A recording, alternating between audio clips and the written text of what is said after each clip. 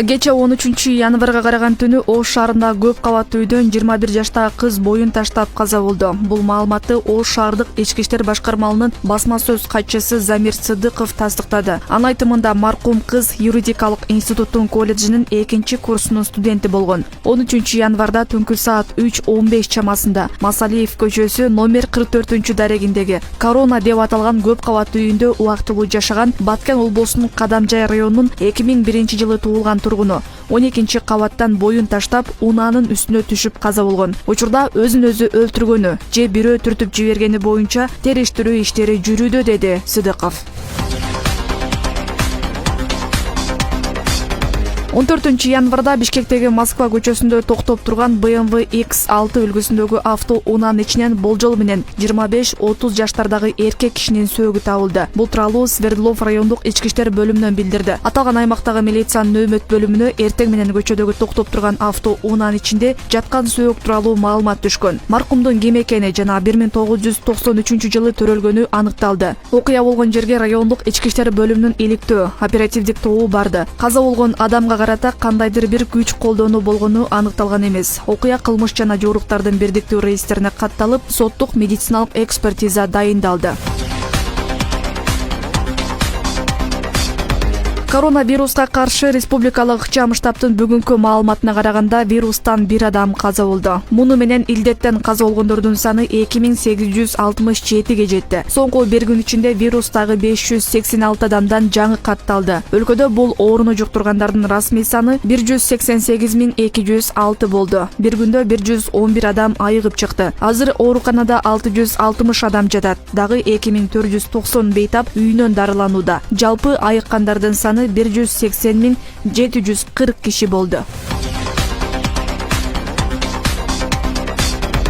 Жогорку кеңештеги Бүтүн Кыргызстан фракциясынын лидери Адахан Мадумаров бүгүн 14 январда эртең менен башкы прокуратурага суракка кирди. Башкы көзөмөлдөөчү орган бул маалыматты бышыктады. Бирок кайсы маселеге байланыштуу сурак берип жатканы тууралуу азырынча комментарий берген жок. Айрым бир тактала элек маалыматтарга караганда Мадумаров 2009-жылы Коопсуздук кеңешинин катчысы болуп турганда кол койгон кыргыз-тажик чек-арасы тууралуу протоколго байланыштуу чакырылды. Ал документке ылайык кыргыз тарап Тажикстанда 275 метр жер тилкесин 49 жылга ижарага алган. Былтыр октябрда өлкө башчысы Садыр Жапаров коңшу мамлекет менен чек-ара чечилбей жатканын бир катар себептерин атаган. Ага Баткендеги 4 көчө тилкеси боюнча Мадумаров кол койгон протокол кедергисин тийгизип жатканын да билдирген. Талаштуу тилкелердин айынан эки өлкөнүн чек-арасына чыр-чатак байма-бай болуп турат. Былтыр жазында куралдуу жаңжалда Кыргызстан тараптан 36 киши курман болгон. Анын экөө бала, 180ден ашуун киши жаракат алган. Улуттук коопсуздук комитети Жогорку кеңештеги оппозициячыл Бүтүн Кыргызстан фракциясынын депутаты Орозайым Нарматованы бүгүн 14 январда саат 16:00 суракка чакырганын билдирди. Атайын кызмат буга байланыштуу азырынча комментарий берген жок. Орозайым Нарматова Улуттук коопсуздук комитети суракка чакырганын өзү да бышыктады. Бирок чакырылган себебин билбей турганын билдирди. 13 январда Жогорку кеңеште жыйын болуп жатканда кызматкерлер мага чакыруу берип кетишти. Себебин айтышкан жок. Чакырууда дагы жазылбаптыр. Катары чакырышты. Бүгүн саат 4кө дешкен, бирок мен макулдашып алып барабыз дегем. Себеби бүгүн бизде фракциянын жыйыны болмок. Бирок менин депутаттык макамыма ылайык алар менин иш бөлмөмө келип сурап деле алышса болмок, деген депутат. Кумтөр кенинде иштеп жаткан чет элдик 18 жаранды кыскартуу 200 жергиликтүү адисти жумушка алууга шарт түздү. Бул тууралуу Кумтөр Gold Company ишканасынын аткаруучу директору Канат Курманов билдирди. Анын айтымында Кумтөр сырткы башкарууга өткөндөн кийин чет элдик жарандардан башка кыскартуу болгон эмес. Алардын маянасы кыргызстандык 200 адистикине барабар болгон. Мурда кандай иштешсе, баары ошол бойдон эле калды. Бир гана чет элдик жарандар кыскартылды. Эгер жаңылбасам, канадалык, малайзиялык, филиппиндик 18 адис жумуштан кетти. Андан кийин алар алып жүргөн маянага биз жергиликтүү калктын арасынан 200 адамды жумушка алганыбызды белгилей кетүү керек, деген Курманов. Мындан сырткары ал жаш кадрларды стажировкага алуу жанданганын айтып, мурдагы жетекчилик буга анча көңүл бурбай келгенин белгилеген. Мамлекет башчы Садыр Жапаров Казакстандын президенти Касым-Жомарт Токаев менен телефон аркылуу сүйлөштү. Бул тууралуу президенттин маалымат кызматынан билдирди. Билдирмеге караганда телефондук сүйлөшүү кечээ 13 январда болгон. Анда Токаев Жапаровго Казакстанда болуп өткөн кайгылуу окуяларда көрсөткөн колдоосу үчүн ыраазычылык билдирди. Ошондой эле ЖККнун тынчтык орнотуучу контингентинин өлкөдөн чыгарыла баштаганы тууралуу маалымат берди деп айтылат маалыматта. Мындан тышкары мамлекет башчылары кыргыз, казак эки тараптуу жана аймактык кызматташуунун бир катар актуалдуу багыттарын талкуулашкан.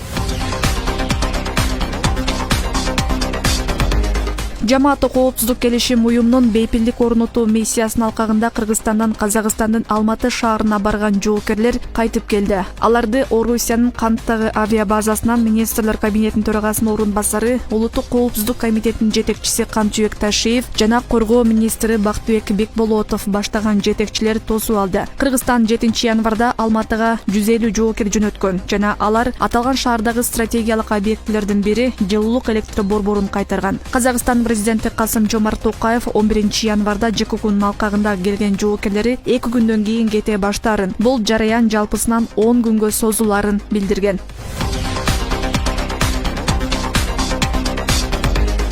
Министрлер кабинети автоунаалардын алдыңкы каптал айнектерин акча төлөп караңгылатып жүрүүгө уруксат берүү боюнча маселени алып чыгууда. Токтом долбоору коомдук талкууга коюлду. Өкмөт мындай идеяны өткөн жылдын жаз айында Улукбек Марипов жетекчи болуп турганда да сунуштаган. Маселе 2020 эле көтөрүлгөн. Анда атка минерлер мындай жол менен бюджетке түшкөн каражатты көбөйтүүгө болот дешкен. Азыркы министрлер кабинети да ушундай негиздемени айтып жатат. Акча төлөп айнекти караңгылатуу сунушталганы менен азырынча анын баасы так аныкталган жок. Өткөн жылдын 11 айында инспекторлор жогорудагыдай багыттагы тартип бузуу боюнча 2559 протокол толтурган. Бийлик айнекти акча төлөп коюп караңгылатып жүрүү коңшу Өзбекстан менен Тажикстанда колдонулары айтылды. Министрлер кабинети билдиргендей, бейрасмий маалыматтар боюнча өлкөдө 1 455 000 автокөлүк бар.